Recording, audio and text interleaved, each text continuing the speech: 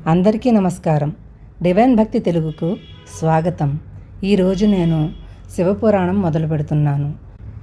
కావున తప్పకుండా మీరందరూ కూడా వినాలని నేను ఆశిస్తూ ఈ కథను ప్రారంభిస్తున్నాను. సృష్టికి పూర్వం ప్రపంచం జలమయమై పదార్థశూన్యమై అంధకారంలో ఉండగా జలం నుంచి ఒక మహా తేజస్సు పుట్టింది. కాలక్రమాన అది జ్యోతిర్లింగ స్వరూపంగా దాల్చింది. అదే పరమేశ్వరుడైన ఆ శివుడు. ఆ జ్యోతిర్లింగం యొక్క అర్ధభాగం నుంచి మహాశక్తి పుట్టింది. ఆ మహాశక్తినే ప్రకృతి అని, మహామాయ అని కూడా పిలుస్తారు. కాలక్రమాన పరమేశ్వరులు మహావిష్ణువును సృష్టించారు. మహావిష్ణువు నాభి నుండి మహాపద్మం పుట్టింది. అది అనేక వేల యోజనాల నిడివి కలిగి మహా ఆశ్చర్యకరంగా ఉన్నది. ఆ మహాపద్మంలో 5 ముఖాలతో బ్రహ్మ పుట్టాడు. ఆ బ్రహ్మతో బాటే సరస్వతి కూడా పుట్టింది. ప్రపంచమంతా జలమయంగా ఉండటం గమనించి బ్రహ్మ తనకు జన్మస్థానమైన మహాపద్మం అంతం తెలుసుకోవాలని ఊర్ధ్వ అధోలోకాల మధ్య అనేక ప్రయత్నాలు చేసి తిరిగి పద్మగర్భం చేరుకున్నాడు. బ్రహ్మ ఓంకారాన్ని జపించగా దాని ఫలితంగా విష్ణువు బ్రహ్మ ఎదుట ప్రత్యక్షమయ్యాడు. తానే సృష్టిలో మొదటివాణ్ణి అనుకుంటున్న బ్రహ్మ విష్ణువును చూసి, ఎవరు నువ్వు, ఇక్కడికి ఎందుకు వచ్చావు అని అడిగాడు. సృష్టి చేయటానికి నిన్ను నా నాభి కమలం నుంచి పుట్టించాను. నేను విష్ణువును అన్నాడు విష్ణువు. బ్రహ్మ అహంకరించి, నీ ప్రగల్భాలు కట్టిపెట్టు, లేదా నాతో యుద్ధానికి రా, నేను స్వయంభువును, జగత్కర్తను అన్నాడు. అప్పుడు విష్ణువు ధ్యానించగా పరమేశ్వరుడు జ్వాలాలింగ రూపంలో బ్రహ్మ విష్ణువుల మధ్య ప్రత్యక్షమయ్యాడు. అప్పుడు విష్ణువు బ్రహ్మతో, దీని ఆద్యంతాలు మనిద్దరిలో ఎవరు కనుక్కుంటే వారు గొప్ప అన్నాడు. బ్రహ్మ అందుకు సమ్మతించాడు. కానీ ఆ ప్రయత్నంలో ఇద్దరూ ఓడిపోయి యథాస్థానానికి తిరిగి వచ్చి పరమేశ్వరుని ప్రార్థించారు. పరమేశ్వరుడు వారి ఎదుట ప్రత్యక్షమై, నువ్వు పంచభూతాత్మకమైన ప్రపంచాన్ని సృష్టించడానికి గాను ఈ విష్ణువు యొక్క నాభికమలం నుంచి సృష్టించబడిన వాడివి. అందుచేత సృష్టి ఆరంభించు అని బ్రహ్మతో అన్నాడు. బ్రహ్మ పరమేశ్వరుణ్ణి చూసి, నువ్వు ఎవడివి, నాతో సమంగా నీకు 5 ముఖాలు ఎందుకు ఉన్నాయి? నేను సృష్టికర్తను గనక నాకు 5 ముఖాలు ఉండటం సమంజసం అన్నాడు.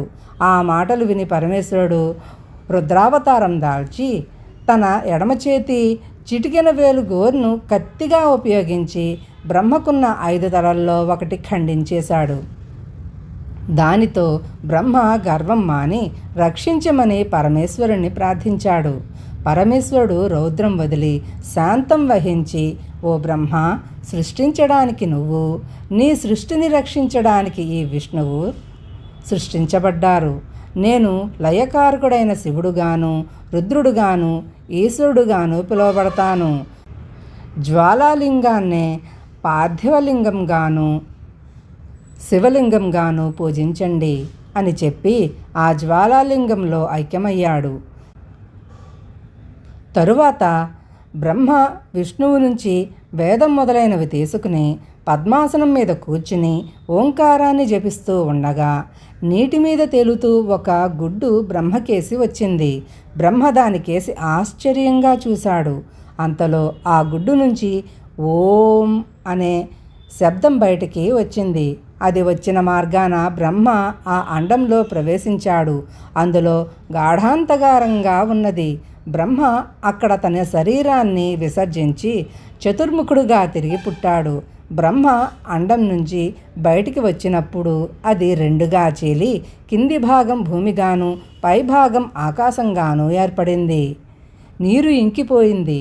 ఇది చూసి బ్రహ్మ చాలా సంతోషించి భూమి మీద సమస్త చరచరాలను సృష్టి చేయ ఆరంభించాడు. బ్రహ్మ సృష్టి చేసిన మొదటి వాళ్ళు సనక సనందాదులు.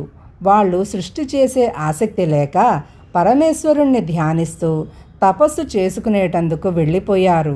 అది చూసి బ్రహ్మ గట్టిగా ఏడ్చాడు. ఆయన కన్నీరు భూమి మీద పడగా అందులో నుంచి గొప్ప తేజస్సుతో శివుడు పుట్టాడు.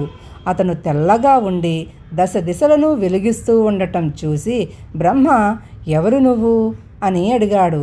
నేను శివుణ్ణి, రుద్రుణ్ణి అని అన్నాడు శివుడు.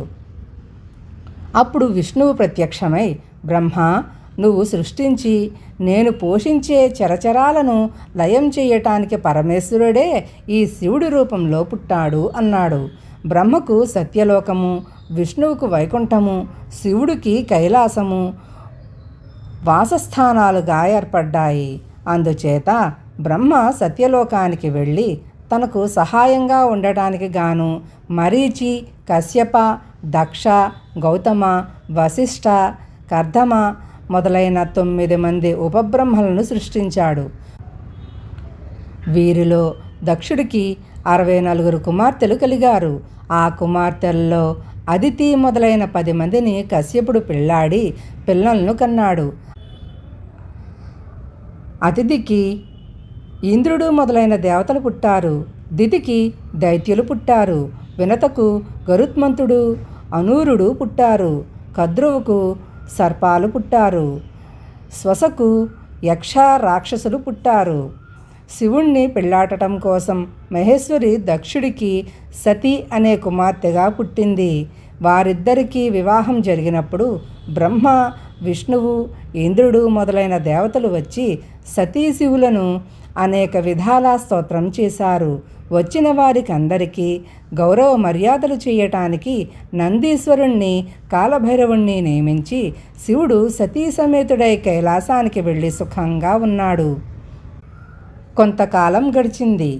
అనేక మంది మహామహులు ప్రయాగ అనే నగరంలో గొప్ప యాగం తలపెట్టి బ్రహ్మ, విష్ణు, మహేశ్వరులను, ఇంద్రాది దేవతలను పిలిచి యాగం ప్రారంభించారు.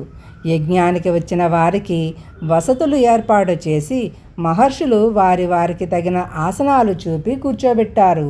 అందరూ కూర్చుని యజ్ఞాన్ని చూస్తూ ఉండగా దక్షుడు తన శిష్యులతో సహా వచ్చాడు. అప్పుడు సభలోని వారందరూ లేచి దక్షుడికి ఎదురు వెళ్ళి పలకరించి తీసుకువచ్చి కూర్చోబెట్టారు. దక్షుడు సభనంతా కలయజూసి బ్రహ్మ, విష్ణువులకు నమస్కారం చేసి తన అల్లుడైన శివుడు లేవలేదని, తనను పలకరించలేదని గమనించి సభవారితో, మీరందరూ లేచి వచ్చి నన్ను గౌరవించారు. ఈ ఈశ్వరుడు నాకు అల్లుడైన కారణం చేత లేవక నన్ను పలకరించక నిర్లక్ష్యం చేశాడు. ఇతనికి చిన్న పెద్ద తారతమ్యం తెలియదు అని తన శిష్యులతో సహా వెళ్ళిపోసాగాడు. అది చూసి బ్రహ్మ, విష్ణువు మొదలైన వాళ్ళు దక్షుడికి అడ్డం వెళ్ళి, అతను ఈశ్వరుడు, పరమేశ్వర అవతారుడు, అతన్ని నిందించడం తప్పు అని చెప్పారు. అప్పుడు నంది దక్షుడితో, ఓ దక్ష, శివదూషణ చేసిన నీ శిరస్సు తెగి హోమగుండంలో పడుగాక అని శపించాడు. అది విని దక్షుడు అలిగి, మీ రుద్రగణాల వాళ్ళు వేదబాహ్యులై, ఆచారహీనులై, బూడిద పూసుకుని పాషండులని పేరు తెచ్చుకుందురుగాక అని తిరిగి శపించాడు. శివుడు యజ్ఞం పూర్తి అయ్యేదాకా ఉండి తన రుద్రగణాలను వెంటబెట్టుకుని కైలాసానికి వెళ్ళిపోయాడు. కథ ఇంకా ఉంది.